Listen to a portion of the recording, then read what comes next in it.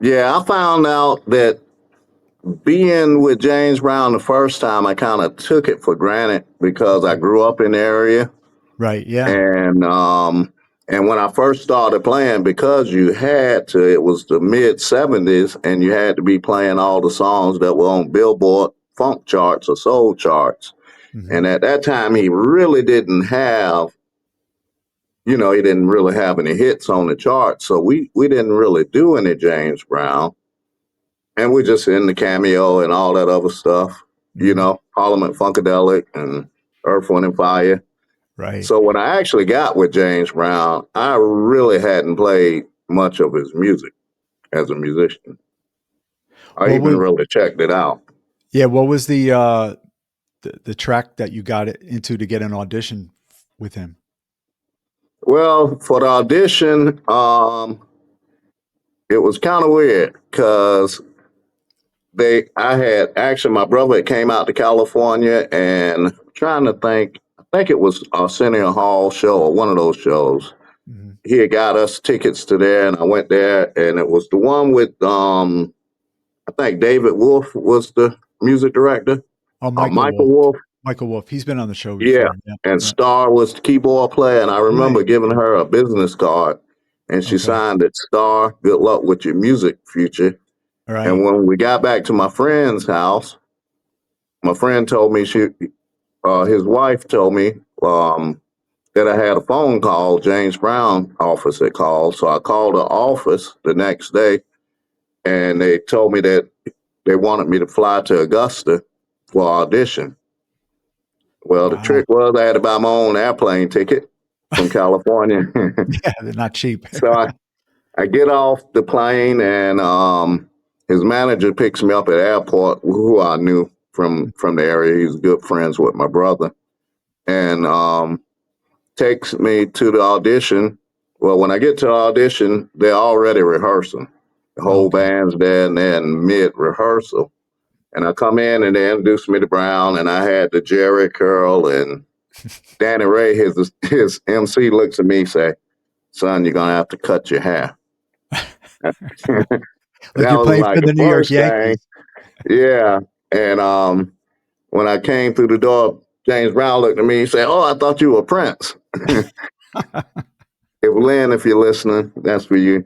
And so I take my horn out. They introduced me to the band. I take my horn out. Nobody says a word to me. There's no sheet music, no nothing.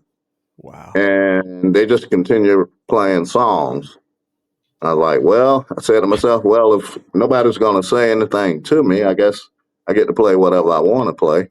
Right. And that's best case scenario for me. Hmm.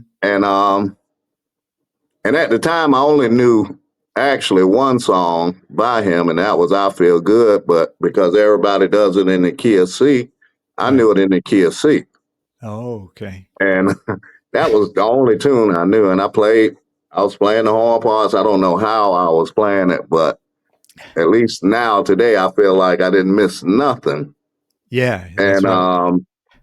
he pointed to me and gave me a solo. And when he gave me a solo, he stopped rehearsal for a minute, and everybody was hooping and hollering and clapping and stuff. So that's when I said to myself, well, I guess I must pass the audition. Yeah. Who was leading the horn section back then?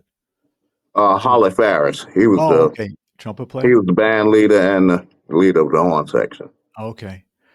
So it was official you were part of the group. What was the sign? Did James come up to you or you kind of Well, I said, guess they were all yucking it up after yeah, my solo, and they were like, okay. "Oh, you sound like Maceo," even though I don't play Right. like him. I like it good enough.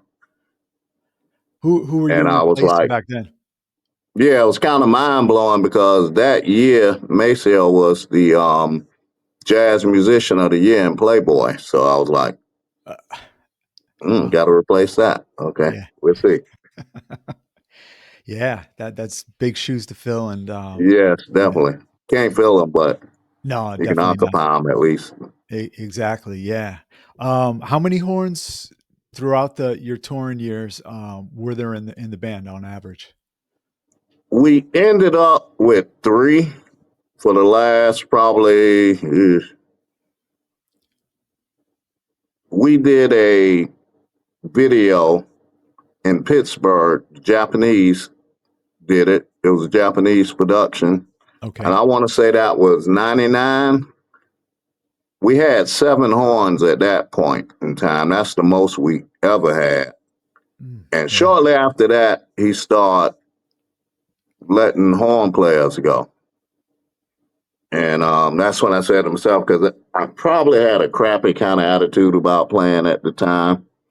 And I was like, oh man, you better start playing because he's letting horn players go. So I got more serious about my job then.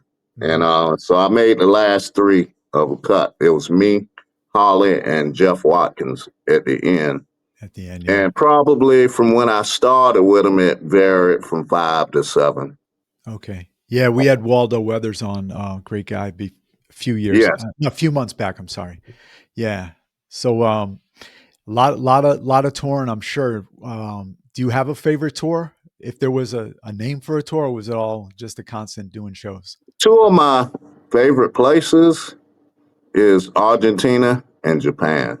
Oh, why so? Japan for the just ultimate hospitality by the promoters Mhm. and fans, and Argentina just for the brotherhood of the musicians down there Right. and hospitality that you get from the musicians. So, during that time, were you doing any recording in the studio with James? Yes, we did some recordings, and the actual one album he did the whole time I was in the band. Mhm.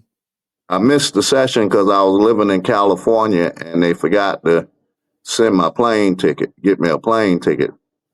So Oh, they must have did the album in a day or two. I wasn't there. I can't remember how long it took them, but it must have been really quick because they didn't get me a ticket. The whole album was finished oh, real quick. that's a shame, yeah. But the funny thing is, one of the songs he actually called me for a solo, Mhm. and I don't play a note. He calls me out by name, and they left it on the album. I'm like, oh well. Right. How do Then you the think other album Uh-huh. that was released that I played on was a Christmas album he did. Might have been his last Christmas album, and Right. it was produced by Derek Monk. Mhm. And he called me to record on the album, and James Brown didn't know about it. And when he when he found out, when he listened to it, he's like, "Oh, that's Leroy."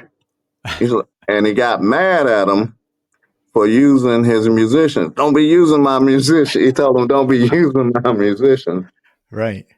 And Just so, but Derek Monk's credit, he left every note I played on the whole album. It was one song. I was like, "What you want me to do on this?"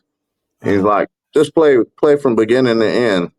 And I played from beginning to end, and he left every note I played in the song. I was kind of amazed that one that he didn't have to erase me, much less have me play that much on a song.